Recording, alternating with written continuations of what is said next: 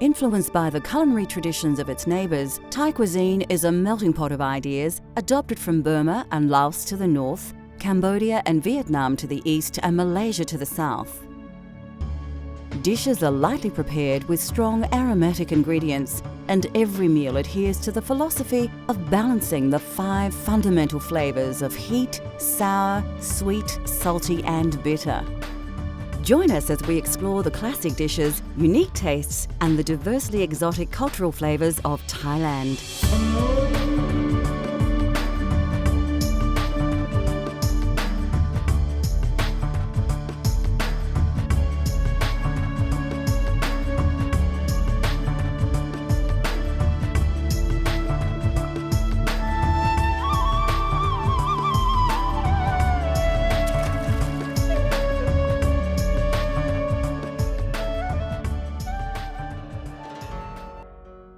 Thailand lies in the heart of Southeast Asia, and for centuries it was an important trade stop-off between India and China.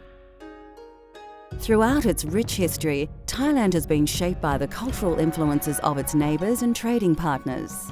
The Vietnam food is some place is quite similar of Thai food, and they have a spicy, but some places didn't eat spicy like Thailand, and didn't use the same ingredient of Thailand. It's some quite similar, and Cambodia food is different than us as well. So Thailand is quite spicy than more any Asian country. Thai food combines centuries-old Eastern traditions with more recent Western influences. Yet this cuisine is truly recognised around the world as being quintessentially Thai.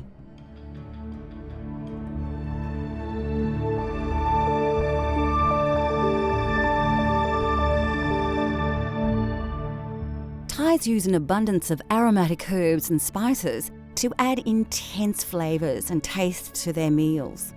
Garlic, lemongrass, turmeric and kaffir lime leaves are the main ingredients in curry paste, but they're also commonly used in stir-fries, salads and tom yam. Galangal, which is similar and often used instead of ginger, is extensively used across Thailand in curry paste and tom yam.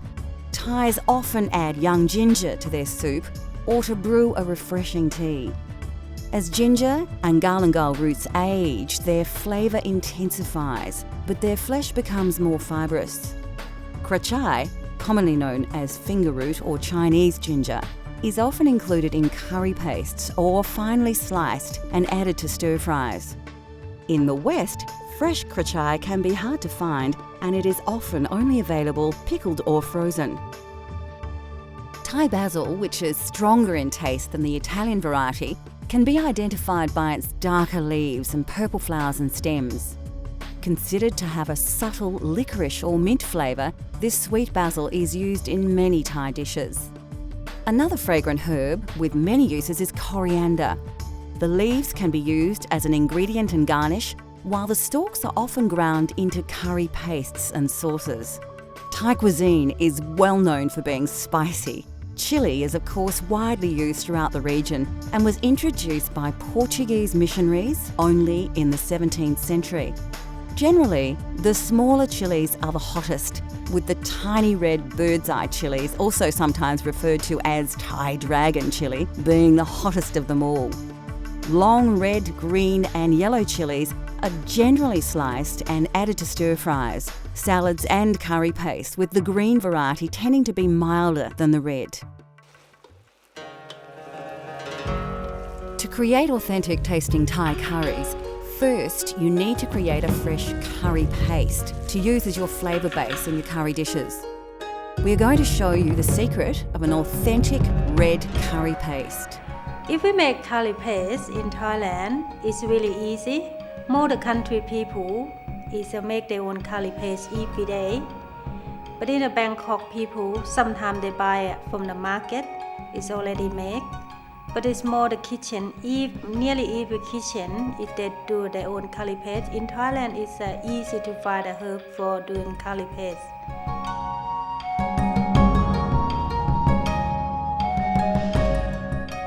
You'll need a mortar and pestle for this recipe. If you don't have one, a small blender will do the job. You'll also need a variety of spices and vegetables that you may only be able to get from your local Asian grocer or market. When you select your ingredients, fresh produce may not always be available, but many ingredients also come in 3 varieties: frozen, pickled or dried. And remember, if you're using dried chilies, you will need to soak them in water for a few minutes to soften them.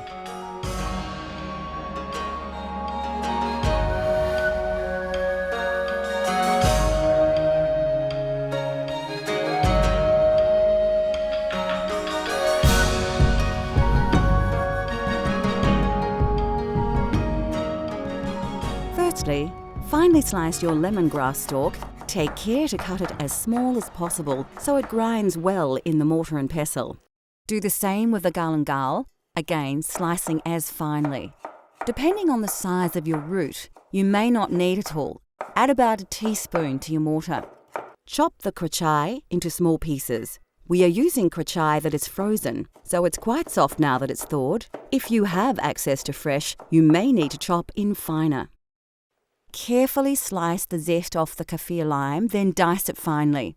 You don't need to use the whole lime peel, about 2/3 is fine. If you don't have a kaffir lime, you can use finely diced kaffir lime leaves. Add your chilies to the mortar and then use your pestle to grind and pound the ingredients into a coarse paste. This will take some time, and if you are sensitive to chilies, your eyes may water a little. Keep working the paste until you have a similar consistency to this, a slightly coarse but even paste with no chunks. Put your mortar aside and grab your shallot. Remove the dry skin by peeling off the outer layer. Again, finely dice the shallot to add to the mix. Next, add the peppercorns and peel and dice the garlic. Once you've added the garlic to the mortar, it's time to work the contents into the paste. It's important to ensure that you have an even textured paste. If you are finding the mortar and pestle hard going, you can use a small blender to save time and your arm. Once you have a smooth paste, add the shrimp paste. Work it into the mix with the pestle. You can use a spoon to keep the paste off the sides of the mortar. Once it's well mixed, you have an authentic Thai red curry paste. Transfer your paste into a dish so you can use it later. We'll use ours to make a red curry later in the show. Freshly made curry paste will keep in the fridge for about a week.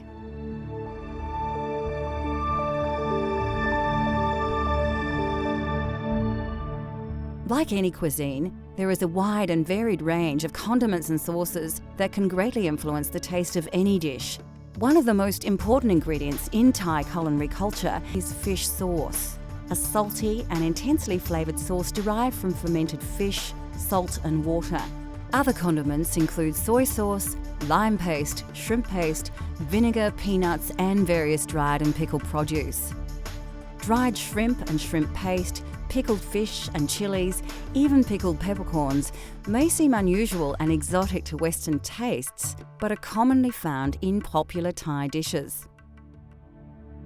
Still to come on Cultural Flavours Thailand, we spice things up with a tasty red curry, explore the mouth-watering array of Thai fruit and vegetables, and we get cooking with noodles.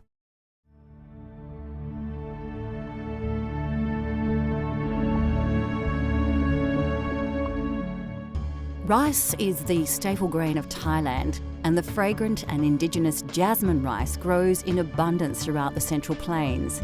A long grain rice, it's generally served with most curries and some stir-fries, and is even eaten at breakfast. There are several varieties of rice, including sticky rice, which is popular in desserts, and as the main rice to the north of the country.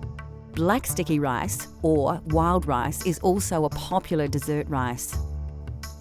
In Thailand, noodles are often eaten as a snack for lunch or used in soups. They are usually made from either rice, wheat or mung bean flour and are available either as fresh or dried. The most common are the rice noodles, which come in 3 varieties: wide and flat, thin and flat, and round and thin, which are known as vermicelli in the West. noodles form the basis of many Thai dishes and stir-fries, like the pad Thai we will be making later in the show. Thai curries have taken their influence from India and China, but the flavours of these spicy popular dishes are uniquely Thai. Thai and Indian spicy is different spicy. Thailand use chili, but Indian use different spicy than us. So Thai food is more soft than Indian foods. It's not too strong of herb. And the Chinese food is more didn't have a spicy in their mouth, just more stir fry and soup. We showed you how to create a wonderful aromatic traditional red curry paste earlier in the show. Using this paste as a flavour base, we will prepare a Thai red curry using a range of fresh vegetables and chicken. For this recipe, you will need a selection of fresh vegetables. Remember, if you can't find these exact ingredients, seasonal vegetables will do, although ingredients like kaffir lime leaves are important. The classic Thai ingredients we will be using are combinations of fresh, frozen and even pickled. All are readily available from Asian grocers. This can be a vegetarian dish if you prefer, but it is commonly cooked using chicken or pork.